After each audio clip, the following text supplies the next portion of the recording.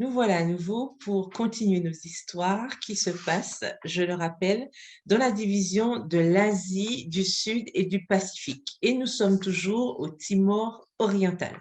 Ce soir, nous voyons l'histoire de Zelindo Joao Lei qui a 42 ans. En fait, c'était un commerçant au Timor oriental, bien sûr, et il a prié Dieu parce qu'il voulait mettre en place un bus non-fumeur sur cette île de l'océan Indien. Seigneur, dit-il, j'arrête de fumer, de boire et de manger des aliments impurs. Je ne vends pas de cigarettes, d'alcool, de café ou de thé. Mais les gens continuent de fumer et de boire. Aide-moi, je veux acheter un bus non fumeur pour que les gens puissent voyager sans fumer. Et ça, c'était la prière qu'il a adressée à Dieu. Zelindo a contacté sa sœur dans la ville indonésienne de Surabaya pour lui demander le prix d'un bus. Sa sœur lui a répondu que les bus coûtaient en général 35 000 dollars américains, mais qu'elle avait trouvé un bus à vendre pour seulement 31 500 dollars. Zelindo a parlé avec enthousiasme à son frère Fernando du projet du bus et ce dernier lui a offert de contribuer à hauteur de 10 000 dollars pour l'achat de ce bus. Zelindo, lui, devait faire une avance de 15 000 dollars et il a transféré ce montant de son épargne. 3 mois plus tard, il a envoyé à nouveau 6 500 dollars. Il avait prévu d'utiliser les 10 000 dollars promis par son frère pour rembourser le reste lorsque le bus serait arrivé à Dili, Dili qui est la capitale, je vous le rappelle, du Timor oriental. Un dimanche matin, Zelindo a reçu un appel téléphonique disant que le bus était effectivement arrivé au port et qu'il pouvait le récupérer dès le lendemain. Il devait apporter donc les 10 000 dollars qui restaient. Il n'était pas inquiet puisque son frère lui avait promis l'argent. Et cette nuit-là, Zelindo et sa femme, ils étaient en train de compter donc le revenu de leur boutique de la semaine précédente. Habituellement, nous dit l'histoire, le montant est de 10 000 ou 13 000 dollars. Mais cette fois-ci, ils se rendent compte qu'ils ont 28 000 dollars. Surprise, ils n'ont pas compris. Ils se sont regardés, mais que se passe-t-il? Et le matin, Zelindo est allé voir son frère pour récupérer les fameux 10 000 dollars qu'il avait promis. Mais Fernando, son frère, lui a dit « Ah, je voulais t'appeler justement, mais j'ai oublié.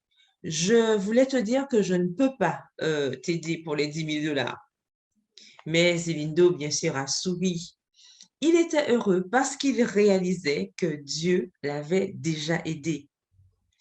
Il avait assez d'argent de son magasin pour payer le bus. Quel miracle! Le bus, qui est nommé Salut, est maintenant bien connu à travers l'île et est particulièrement populaire auprès des femmes enceintes et aussi des mères avec leurs enfants. Il est donc non seulement interdit de fumer, mais on y joue de la musique d'adoration pendant tout le trajet à travers la ville. Et de ville en ville, les gens peuvent entendre cette belle musique. Et une grande inscription sur le côté du bus proclame le message des 3 anges d'Apocalypse, disant que Jésus revient bientôt. Les gens aiment le bus, nous dit Zelindo. Ils l'aiment parce que personne n'a le droit de fumer. Et même la police a approuvé ce bus. Un jour, un membre de l'église a appelé Zelindo de Bacao. C'est la deuxième plus grande ville du Timor oriental, pour lui dire que la police était venue à la gare routière principale et avait dit au chauffeur « Vous devriez être comme ce bus du salut.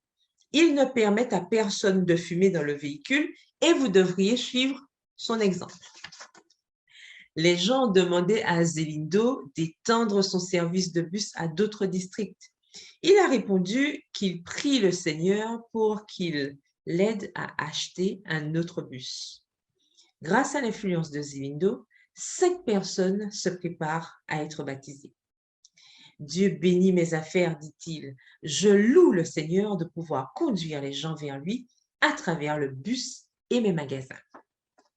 on nous rappelle qu'une partie de l'offrande du 13e sabbat de 2015 a aidé à construire la première école adventiste du 7e jour à Dili, la capitale du Timor oriental.